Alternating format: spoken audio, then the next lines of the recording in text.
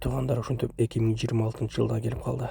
2025 нени кыйраттык экен а? Рейстриге түшүп калып 2 ай кыйналдым а. Миграционкага да печать басыш керек эле. Көзүмдү жумуп жаңы жылда Кыргызстанга кетип калсамбы? Кетейин десем, кредиттер бар, карыздар бар, үй бүлөнү багыш керек. Чындап айтсам чарчадым. Эртең менен жумуш, кечинде иш, жумуш, иш.